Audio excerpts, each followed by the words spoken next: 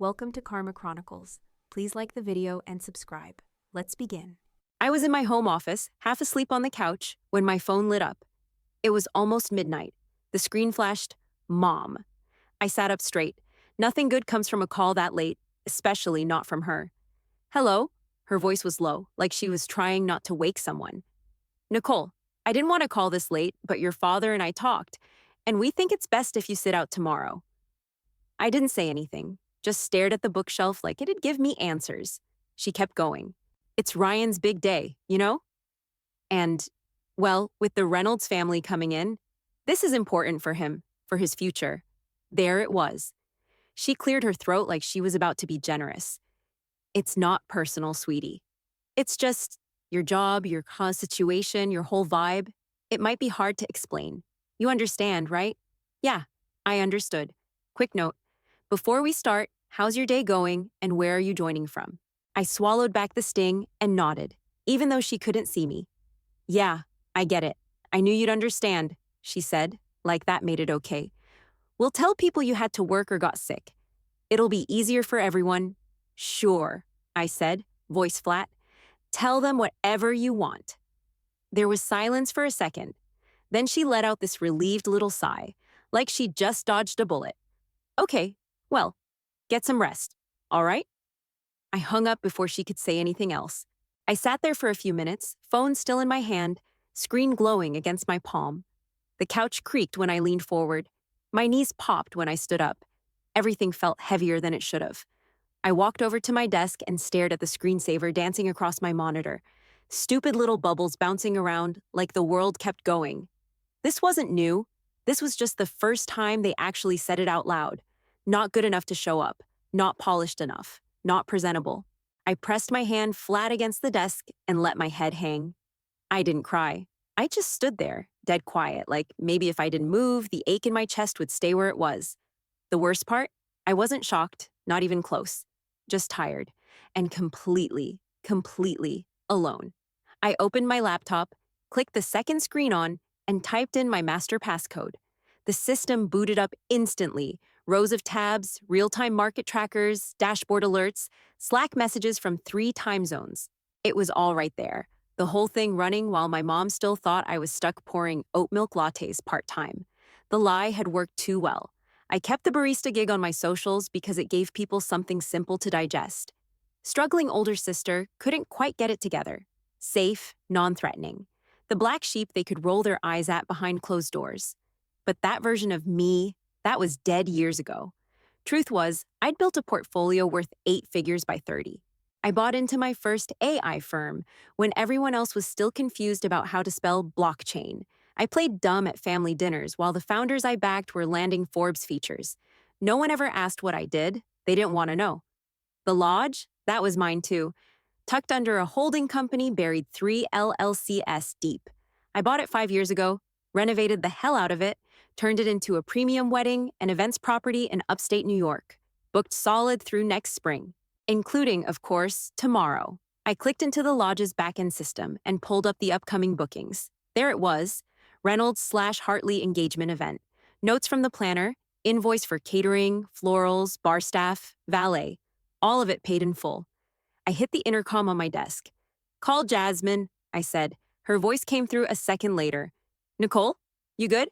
Get Paul on the line. At the Lodge, a pause. Right now? Yes. Conference me. In less than a minute later, I heard Paul's voice, half asleep. Nicole? Everything okay? Cancel tomorrow's event. Full refund. No explanation. There was dead air. You want to cancel the Reynolds party? He said slowly. That's the 6-figure one with the... Yes, that one. Shut it down. Okay, do we reschedule? No, just refund everything. Email them after sunrise, not before, and give staff the day off. Full pay. He hesitated again. Do you want me to say it's a maintenance issue? Flooding? Power?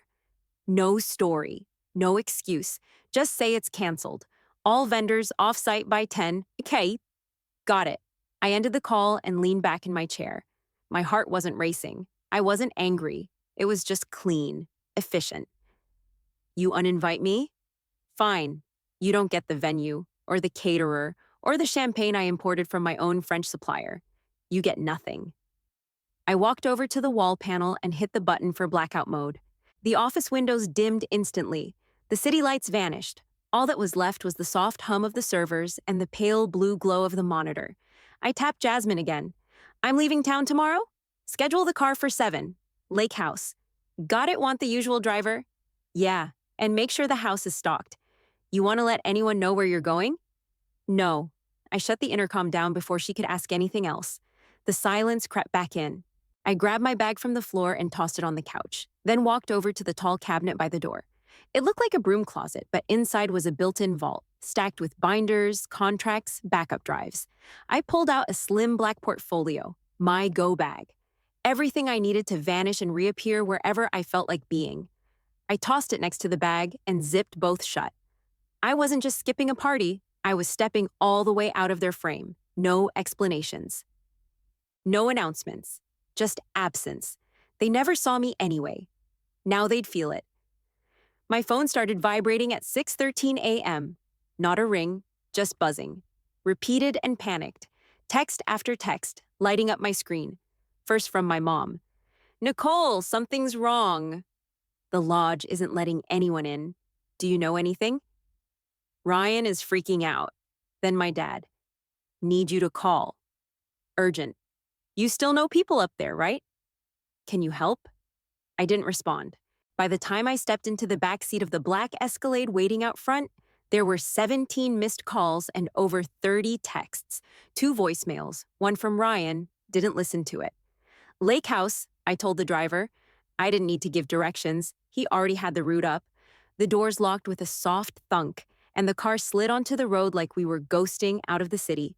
By the time we hit the George Washington Bridge, my aunt was calling. Then my cousin. Then one of my mom's friends who hadn't spoken to me in 2 years. Apparently, I was useful again. I put my phone on Do Not Disturb and dropped it into the armrest compartment. Let them panic. Let them figure out how it felt to be locked out of something without a warning. No text. No explanation. They were finally getting a taste. We hit the highway, and the gray morning fog settled over the road like a blanket. Trees blurred past in streaks of green and brown. The farther we got from the city, the lighter my chest started to feel. I looked out the window and thought about Ryan. He never said anything. Not once. Not when Mom started leaving me out of group dinners. Not when she forgot to send invites for holidays. Not even when Dad told me I was embarrassing myself by being underemployed. Ryan just stayed quiet, neutral, like it was safer not to pick a side. I wasn't mad about the party. I was mad he never noticed I stopped showing up because I wasn't wanted. Or maybe he noticed and didn't care. That hit harder than any uninvite. He was supposed to be the one person who actually got me. We used to sneak out of family dinners together when we were kids, crack jokes, ditch the table, blast music in the garage. He used to call me Captain Chaos because I never followed the rules. I guess I followed one too many. The car slowed as we exited into the upstate backroads. The trees got taller, roads got quieter. Even the sky looked less judgmental out here. The lake house was tucked behind a winding gravel path, hidden behind a row of white pines. It sat right on the edge of the water. Stone fireplace, 2 stories, wraparound deck. I bought it after my second big investment hit. No one in my family knew it existed. They knew just enough to dismiss me. That's all they ever needed. The car pulled to a stop out front. My driver got out and opened the door. You want help with your bags? He asked. I shook my head. I've got it. Go ahead and take the weekend off. Full pay. He nodded, didn't ask questions. Call if you need anything. I waited until he drove off before walking inside. The air smelled like cedar and cool lake breeze. I dropped my bag by the entryway and cracked open the sliding glass doors to the back deck. Water was smooth as glass, quiet, untouched. I stood there for a minute, arms crossed, wind pulling at my shirt. Ryan hadn't called again. Not yet. Maybe he was still trying to fix it without me. That would be just like him. Wait it out. Hope it goes away. Let someone else take the hit. Keep the peace, even if it meant letting me take the fall. I leaned on the deck rail and watched a bird skim low across the lake. For once, I wasn't the one left out of the loop. I was the loop. I was still standing on the deck when the buzzing started again. My phone had clawed its way out of Do Not Disturb. Voicemail notifications, lighting up one after another. The first was from Ryan. I hit play and turned the volume down low, almost like I didn't want to hear it but couldn't help myself. Hey, it's me. I'm guessing you know what's happening. I don't know what the hell's going on, but the venue bailed. No one's giving us answers. Mom's losing it. Everyone's running around like headless chickens. Look, I know you used to do stuff with events or logistics or whatever. If you have any idea how to fix this, can you call me? Please? He sounded like a kid again. Scared. Over his head. No backbone. The next one was Dad. Nicole, I need you to put the past aside and help your brother. You've worked with vendors before. I know that world's messy, but you're good at that stuff. Coordinating things. I'm asking as your father. We need your help. That made me laugh out loud. I tossed the phone on the deck table, let it vibrate itself into silence. They thought I was some half-baked freelance planner who could smooth talk caterers, not the owner of the damn property they just got kicked off. They needed help, but still didn't respect me enough to even ask the right way. The call stopped for a while, then the screen lit up again. Different number this time, not saved in my phone. I let it go to voicemail. Then it rang again. I stared at it for a second, then picked up. Yeah? Nicole? Who's this? It's Andrew. Rachel's brother I leaned against the railing. Didn't expect to hear from you. Didn't expect to be making the call, but here we are. There was a bluntness in his voice I respected already. No fake politeness, no guilt trip. Ryan's a mess, he said. I've never seen him like this. The whole family's unraveling. Your mom's pacing like she's on trial. Your dad's barking at vendors. It's chaos. Sounds fun, I said. He paused. Look, I know there's history here. I'm not pretending to understand it. But Rachel's upset. Ryan's panicking. You're the only one they haven't heard from who might know what happened. I might. You do. I didn't respond. He kept going. I get it. They treat you like shit. I've seen it, and I'm not even in the family yet. That caught me off guard. You've seen it? Oh yeah, he said like it was obvious. Your mom won't shut up about your artsy lifestyle. Your dad acts like you're some failed college dropout. And your brother? He doesn't defend you. Ever. I've noticed I pushed off the railing and walked back inside. So why do you care? Because Rachel does. And honestly, I think Ryan does too. He just never learned how to show it. That's not my problem. No, it's not, he agreed. But you might be the only one who can fix this. There was a long pause between us. I walked to the kitchen, opened the fridge, stared at the untouched groceries. I wasn't hungry, just looking for somewhere to park the anxiety crawling under my skin. Why are you making this call? I finally asked. He sighed. Because someone had to. Your family talks in circles, pretends things are fine until they explode. You're the only one who doesn't fake it. I figured I'd take a shot. You figured right, I said, voice low. I'm not saying forgive them. I wouldn't. But they need you. Ryan needs you. Whether you show up or not, that's your call. But you deserve to know they're finally feeling the fallout. Yeah, I said. They are. He didn't ask me to decide right then. Didn't push. Just said, I'll leave it there, and hung up. I stood in the kitchen with my phone still to my ear, listening to nothing. I didn't owe them anything. But damn if that call didn't wedge itself somewhere deep. They finally saw the hole I left when I stopped trying. And for once, someone outside the bloodline didn't treat me like I was disposable. I sat on the kitchen floor, back against the cabinet, phone in hand. I'd listened to every voicemail except one. The most recent one, from Ryan. I stared at the little gray play button for a long time before I finally hit it. His voice came through soft. No fake confidence, no performative calm. Just Ryan, raw, confused, and finally honest. Nicole, I don't even know where to start. I don't know what happened with the venue. I don't know if you were involved or if this is some crazy coincidence or if we deserve it. Hell, maybe we do. I'm sorry. I mean that. You didn't deserve how everyone's treated you. I didn't stand up for you when I should have. I stayed quiet. I let it happen. And now I'm watching Mom spiral and Dad bark at everyone like it's gonna fix something, and none of it feels like a celebration anymore. I'm not calling to ask you to fix it.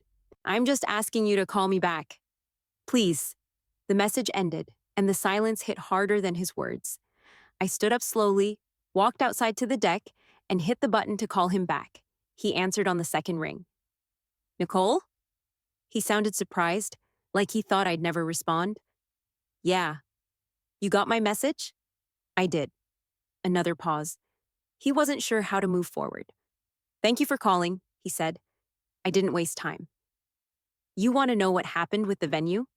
Yeah, I do. I canceled it. The line went completely still. I kept going. I own the lodge, Ryan, through a holding company. Bought it 5 years ago. You own it? His voice cracked just a little. Yep. And when Mom called me the night before your party to tell me not to come because of how I might look to Rachel's rich family, I decided if I wasn't welcome, neither were they. He let out a breath. Jesus. No one thought to ask what I actually do. They just kept running with the broke barista version of me because it was easier to mock than to understand. I didn't know, he said quietly. Exactly. You didn't know because you never asked, because it was always easier to play neutral while they shut me out of my own damn family. He didn't jump to defend himself, didn't interrupt, just let it hit. I'm not going to apologize for cutting the party off, I said. I did what made sense to me. He let the silence hang a beat longer. I deserve that. Yeah, I said. You did. I walked to the edge of the deck. The lake rippled under the breeze, but the sky had started to clear. You're not mad about the venue, I added. You're mad that I pulled the curtain back. That I showed you I had power you didn't see coming. He didn't argue. I'm not mad, he said. I'm embarrassed and ashamed. Good. That means you're not totally hopeless. That got a laugh out of him. Just a small one, but real. Nicole, he said, slower now. I know I can't fix what they did to you, and I know I didn't stop it. But I want to try, with you. Not for appearances, not because it's convenient. I miss having my sister around. I didn't say anything right away. The wind picked up across the deck and pulled a loose strand of hair across my cheek. I'm not ready to forgive all of it, I said. I don't expect you to. But I'll think about what comes next. That was the most I could give him, and I knew it was more than he deserved. Thank you, he said. Seriously, just hearing your voice makes this whole thing feel less like a disaster. Well, it is a disaster, I said, sharp again, but not for me.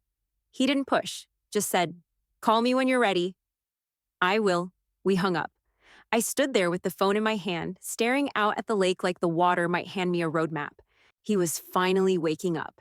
Not because someone told him to, but because the world cracked open and forced him to see it. I wasn't sure if that made things better, but for the first time in years, it didn't make them worse. I was sitting at the dining table with a mug of coffee, still in the same sweatshirt from the night before, when the texts started rolling in again. This time, they weren't asking for help. They were tagging me. Screenshots, group texts, Instagram posts. Someone had moved fast, thrown together a last-minute engagement party at a chain Italian place off the highway. You could practically smell the microwave marinara through the screen. I clicked through the photos, slowly. Bright red booth seats, paper menus, a sad white sheet cake with the words, "Congrats R+R," smeared across the top like it was an afterthought. Ryan and Rachel were in the center of it all, smiling but not really. She looked exhausted. He looked like he'd aged 5 years overnight. One post had a caption, "Sometimes it's not about the venue, it's about the people who show up." Sure, easy to say after the venue disappears. I zoomed in on Ryan's face, eyes a little puffy, jaw tight, hand gripping Rachel's waist like it was the only thing keeping him upright. He was holding it together, barely. The photos didn't make me feel triumphant.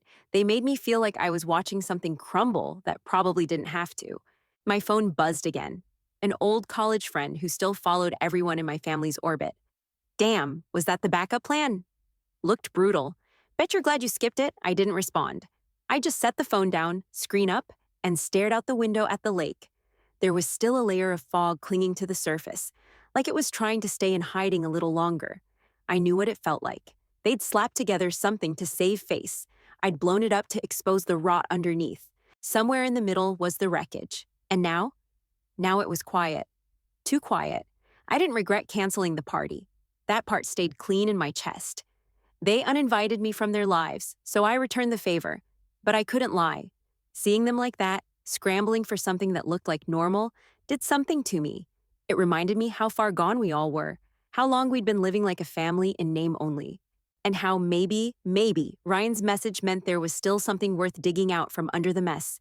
I hadn't decided yet, but I was thinking about it, not because they earned it, because I had nothing left to prove. And maybe I was finally in a place to stop running too. I picked up my phone off the table, thumb hovering over Ryan's name. I didn't owe him another call, but I wanted one. I tapped it. He answered in under 5 seconds. Hey, he said, cautious. You got a minute? I asked. Yeah, of course I didn't waste time. What do you think I do for a living? He let out a nervous laugh. Right now? No. 10 years ago. I mean, you were at that coffee shop for a while. Then I thought you maybe did something with, like, events, customer service. I didn't say anything. You're gonna tell me I'm way off, aren't you? Yeah, I said. You are. All right, hit me. I leaned back in the chair and stared at the ceiling. I'm a private investor. I manage startup portfolios in tech and biotech. My last investment exit was mid-eight figures silence. I've been in it since I was 22. Taught myself the market, built it from scratch. I own the lodge. I own the lake house. I pay 4 employees just to manage my inbox. Still no response. You okay? I asked. Jesus. He breathed. You're serious? Dead serious. I don't even know what to say. Start with why no one ever bothered to ask. He was quiet for a second. Because we thought we already knew. You let us believe you were broke. No, I said. You wanted to believe that. It made you feel better, like I was the failure you didn't have to compete with. You're right, he said. No defensiveness, just blunt truth. I didn't ask because I didn't want to find out I was wrong. That landed harder than I expected. I let the barista thing stand because it kept you all at a distance, I said. I needed to know who would treat me with respect even when they didn't think I was successful. Clearly, we failed that test. Yep. He took a breath. I'm sorry, Nicole. Not the half-assed version I gave you before. I mean it.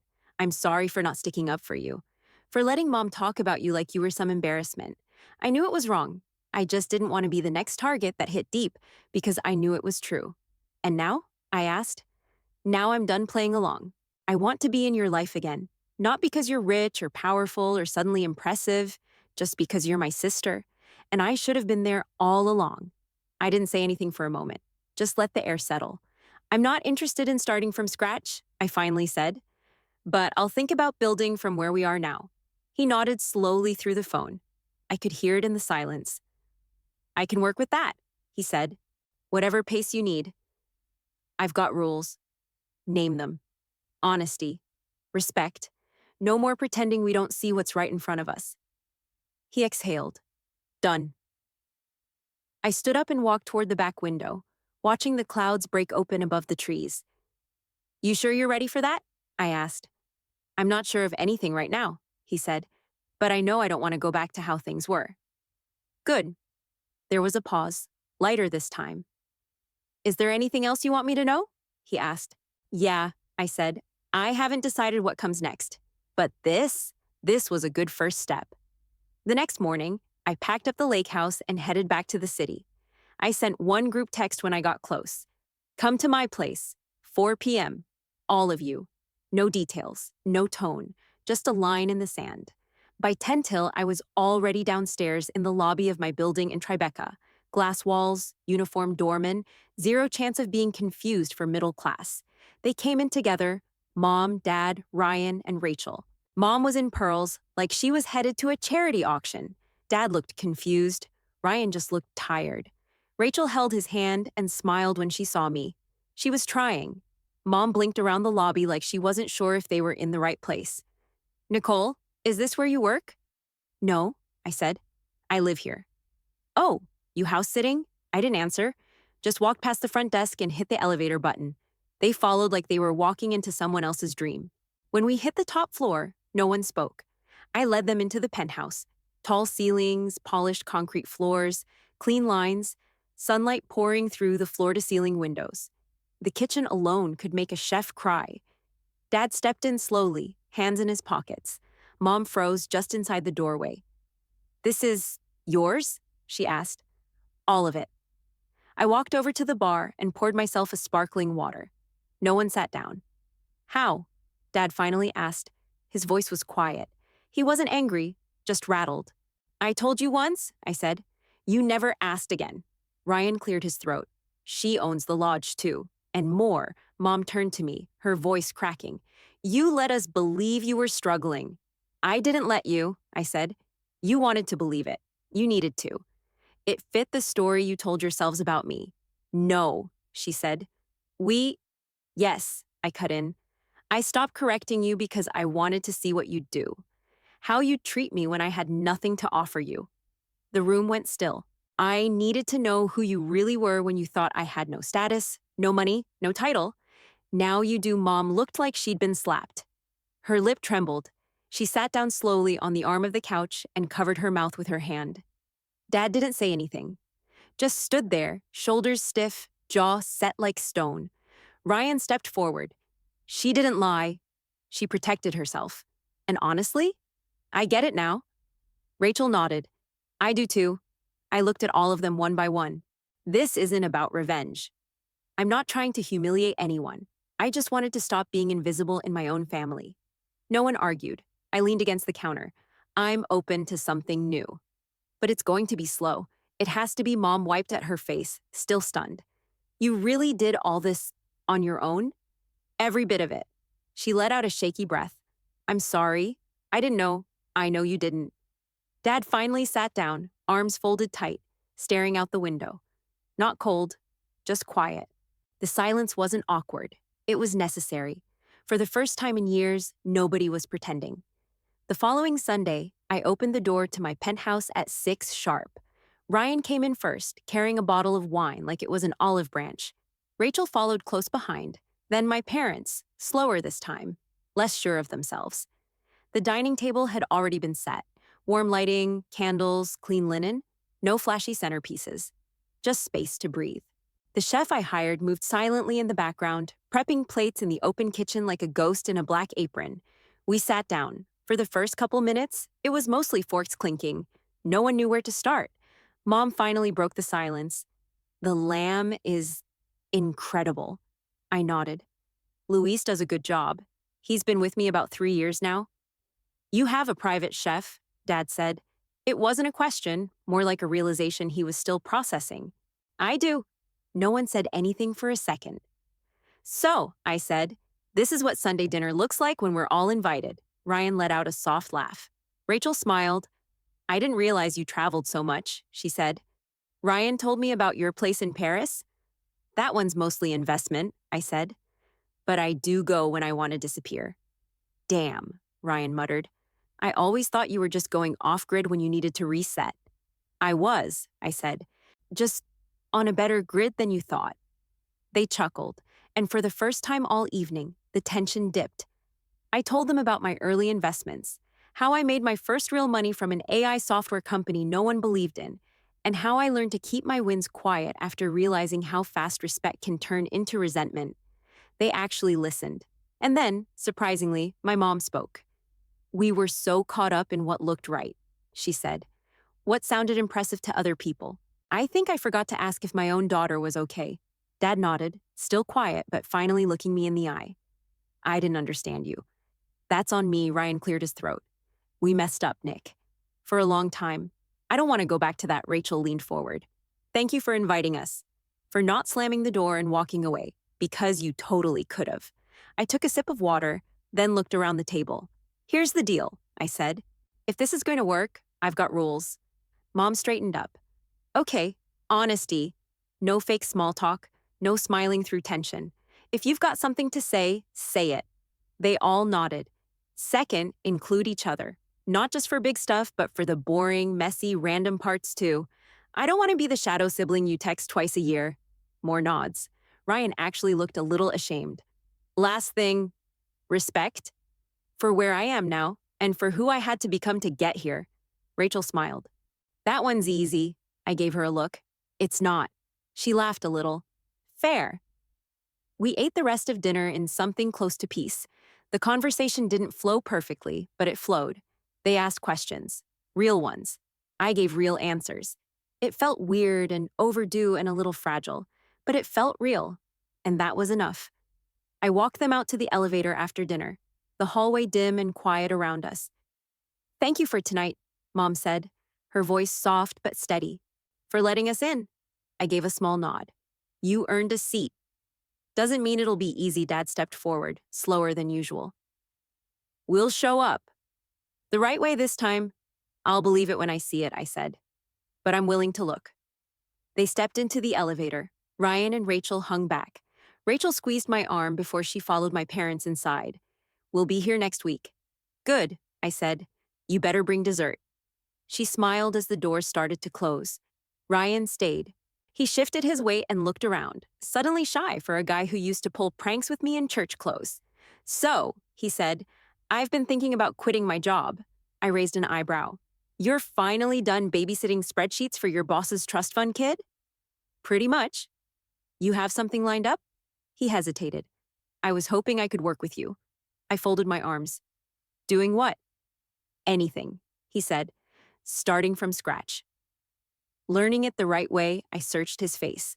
No arrogance, no angle. You'd be starting at the bottom, I said. No title, no perks, no corner office. I wouldn't expect one. I held his stare. All right, I'll send you an onboarding packet. You'll interview like everyone else. You bomb it, you're out. That's fair. He stuck out his hand. I took it. After he stepped into the elevator, I stood alone in the hallway, the hum of the building filling the silence they left behind. They didn't say everything right, but they said enough. I walked back inside, past the dining room, into my office, sat at my desk, flipped open my calendar, scrolled to Sundays, typed it in slowly, then hit save. Sunday dinners, family only.